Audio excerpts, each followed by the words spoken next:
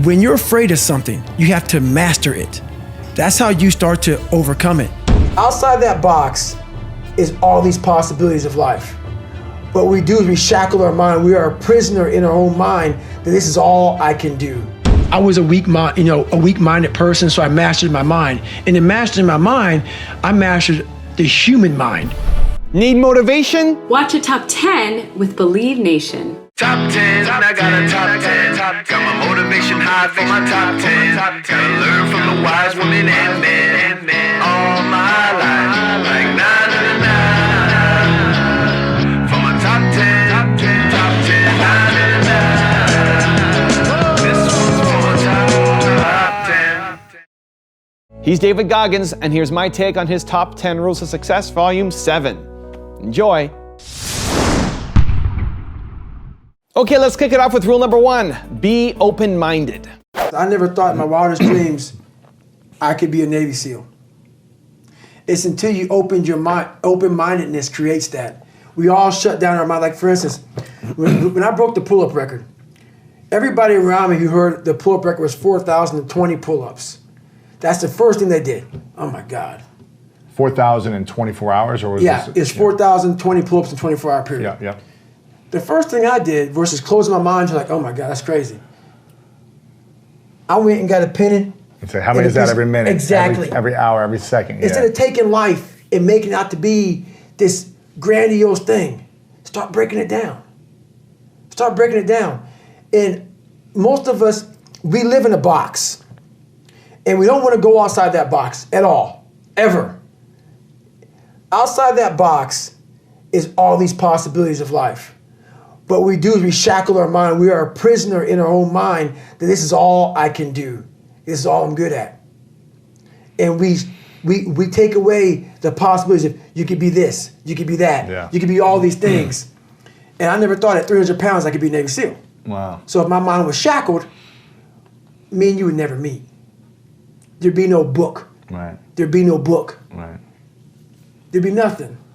So what people understand is that they live for themselves, not knowing that you have the power within yourself to change millions of lives by facing life. Rule number 2, enjoy the moment. The reason why we go back to old habits is because our goals are too lofty. We're not achieving our goals fast enough.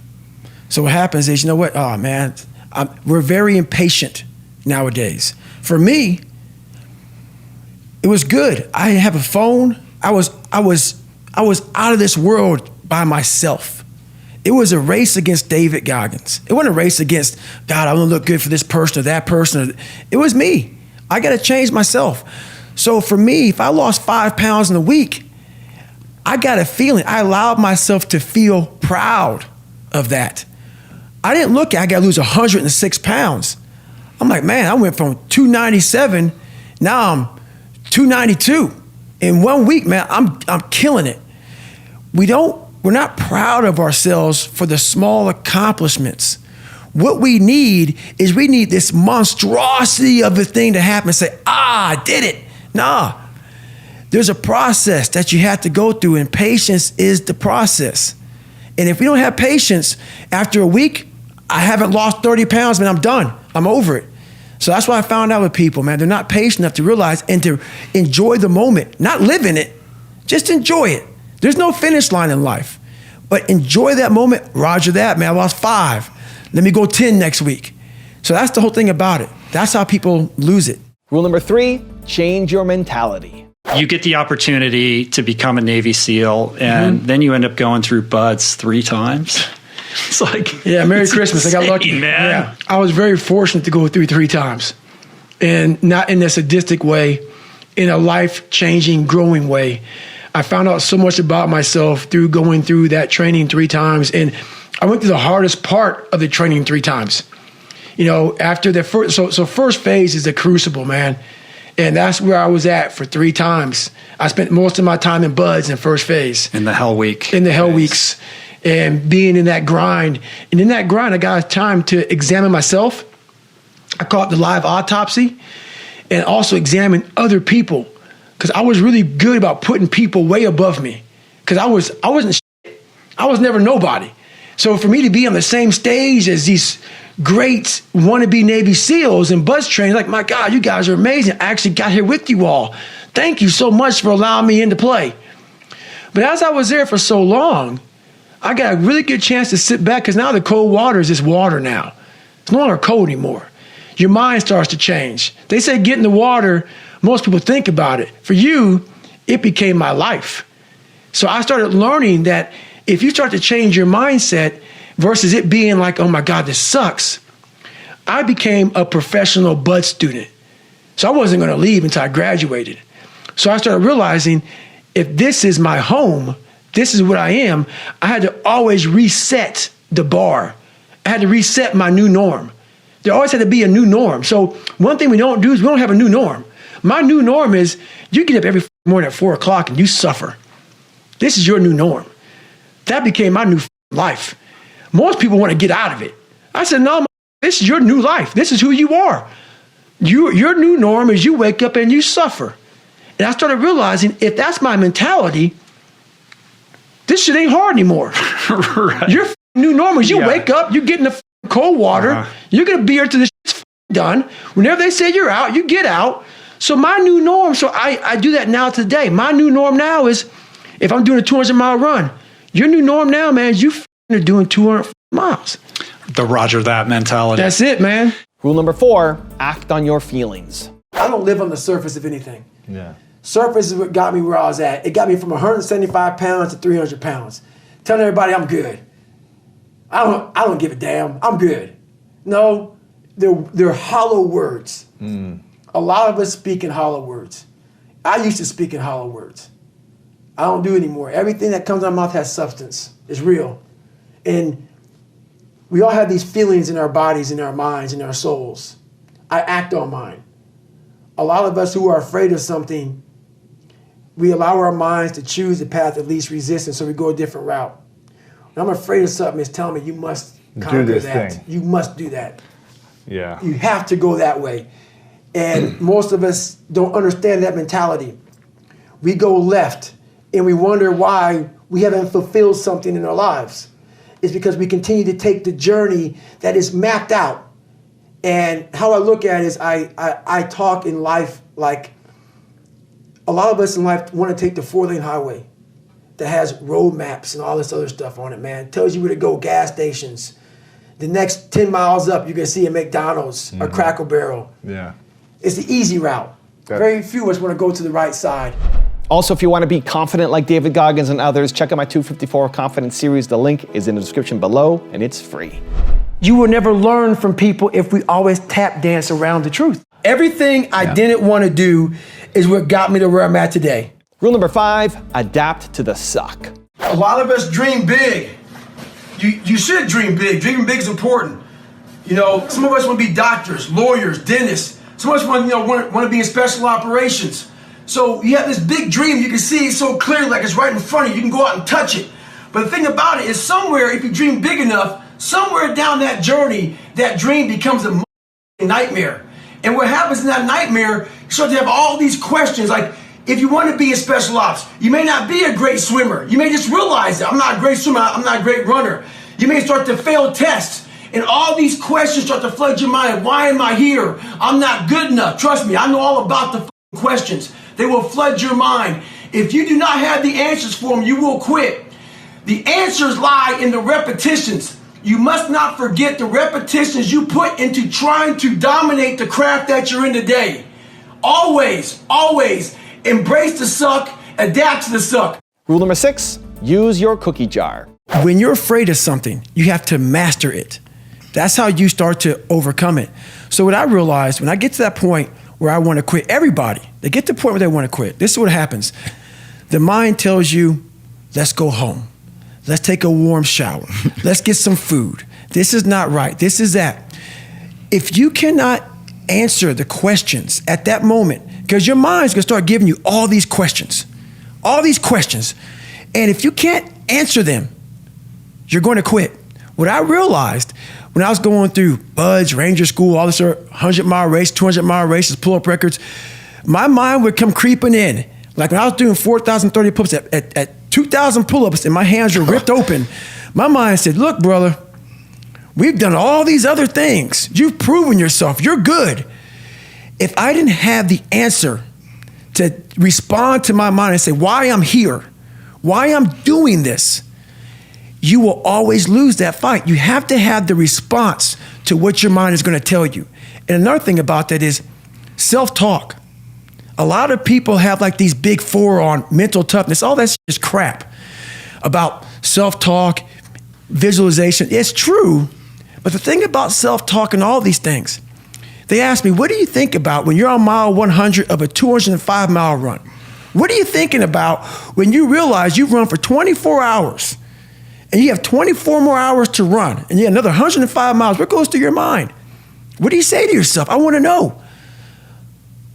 A lot of people think self-talk works. It does, but it doesn't work without the suffering before your mind starts saying we need self-talk.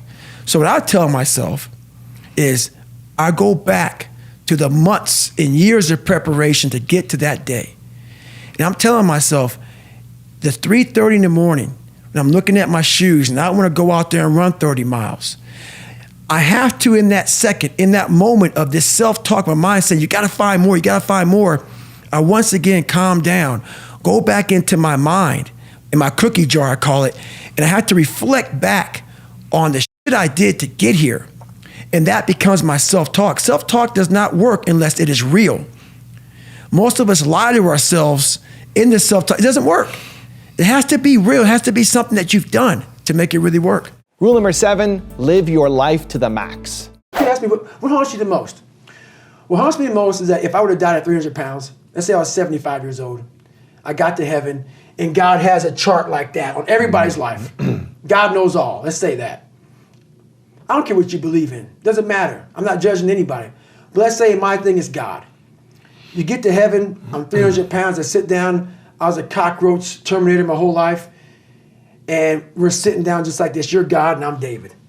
And he gives me that chart, and he says, look at this. Now I'm looking at this chart, and on the chart it has all these different things, but my name's on it. But these things aren't me. I was going to change the world. I was going to set records. I was going to be a Navy SEAL. I was going to be all these things in the military that I accomplished. You're going to get the VFW award. You're going to be honored here, honored there. And I'm like, God, this isn't me. Like it says David Goggins, I was an Ecolab guy. I sprayed for cockroaches, and I'm 300 pounds. It said here I'm 185. It says here I got a bachelor's and a master's. It says all these things. And God goes, no, that's who you were supposed to be. Wow. My biggest fear in life is if there is a final resting place in this world, and there's a final judgment, and you talk to something much bigger than you. I don't want to sit down and have a conversation with someone, with something that says, you're in heaven, this is what you should have been on earth. And are you really in heaven now, or are you in hell? Thinking about how much I left on the table for fear, for not willing to go over the wall, and over the next wall, and over the next wall. So in my mind, I believe that. And God knows all. At least I believe that. I want God to be up there right now as we're speaking, writing stuff down, saying, my God, he exceeded even my expectations. That's how I live my life. I now know that there is no cap on the human mind. There's no cap.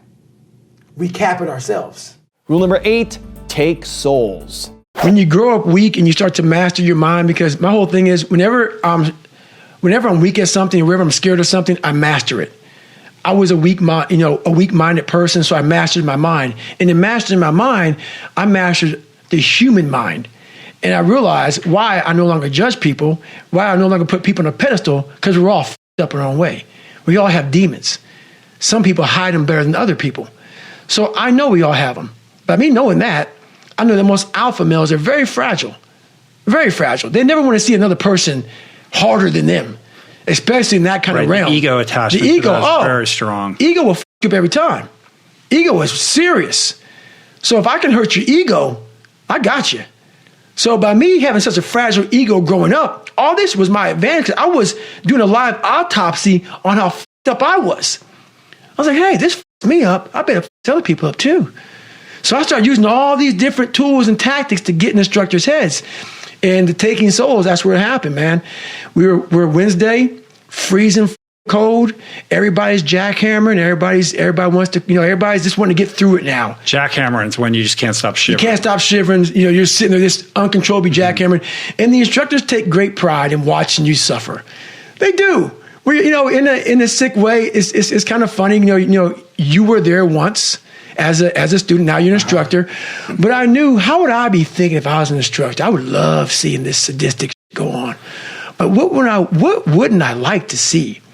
I would hate to see some guys just looking like this is just another day on the beach and go yourself. I would hate to see that. Yeah. So they all want to think like when they did it, they were harder. They were harder. Yeah. Everybody's hard. So I said, you know what, man? It's time. I can't fight you. You guys can me up all day long. That's your job. And I love your job. I love what you guys are doing. You guys are making us better.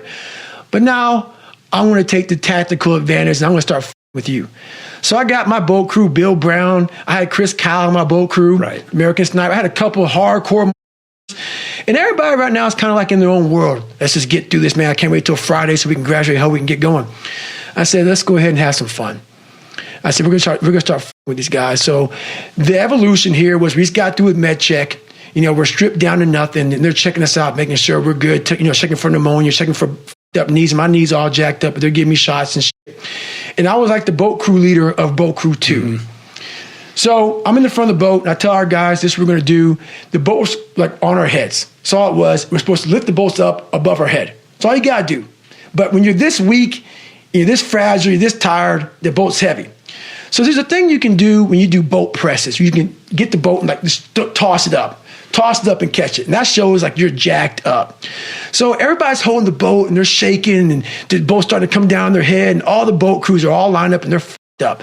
And I'm looking at that and I turn around my boat crew and I say, hey guys, it's time to take some souls. And they're like, what the f*** are you talking about? I said, we're going to get, I go, see all these instructors out here, all in their jackets and drinking coffee and laughing and smiling and shit. I want their faces to go straight up numb. So we're going to do this. We're going to start boat pressing this motherfucker. Just take my lead. Trust me. You'll get energy from it. We start throwing this boat up in the air, catching it, throwing it up and catching it. And we start yelling, can't hurt boat crew 2. We're yelling our ass off and we're doing it. And they make a stop. Like what the like stop. I look at these instructors and their faces literally look like someone just took their soul out. 'Cause I know where their minds were. Like they were thinking about themselves. Like, what the just happened, man? I know me on Wednesday, I couldn't have done that. How are they doing it? So the rest of the time, going through Hell Week, it was like we owned it. We owned it. Right. Boat Crew 2, we won every single race. We were just dominating.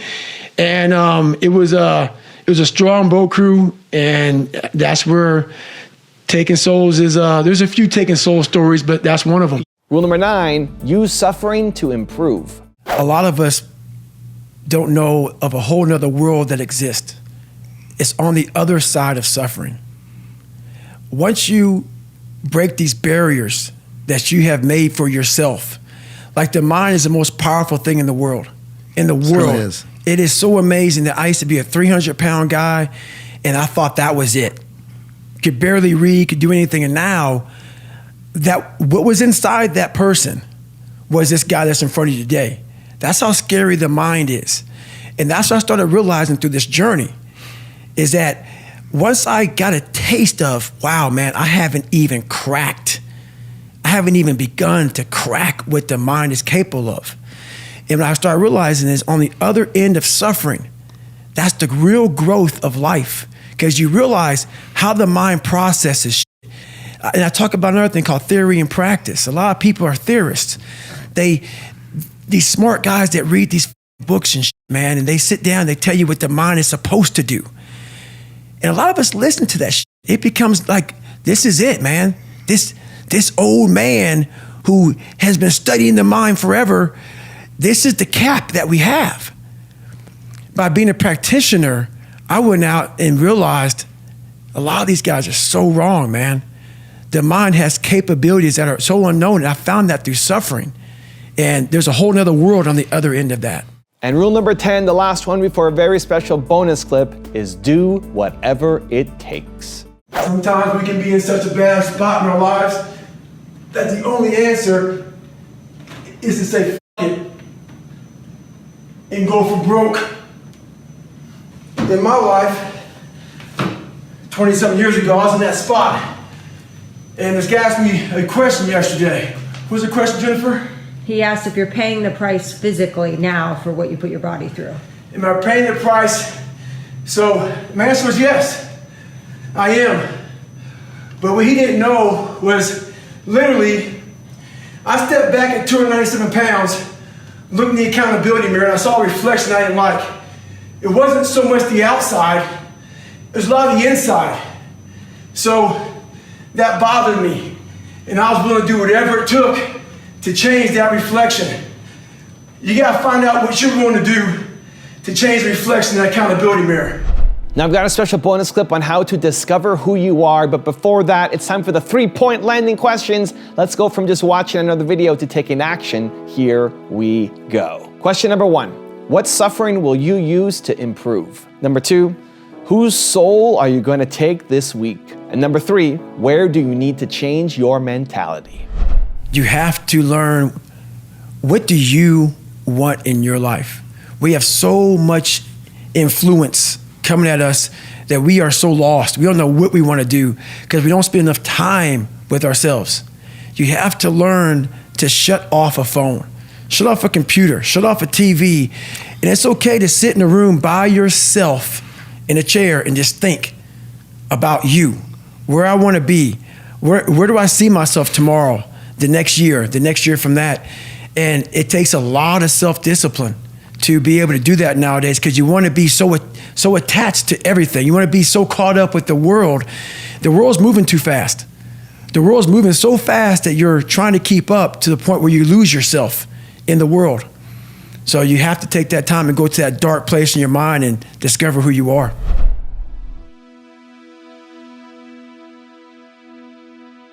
If you want more David Goggins, check out the top 50 rules video I made on him. The link is right there next to me. I think you'll enjoy it. Continue to believe, and I'll see you there. The whole thing about comfort zones is if you live in one for too long, that becomes your norm. You can outwork anybody, no matter how badass they are.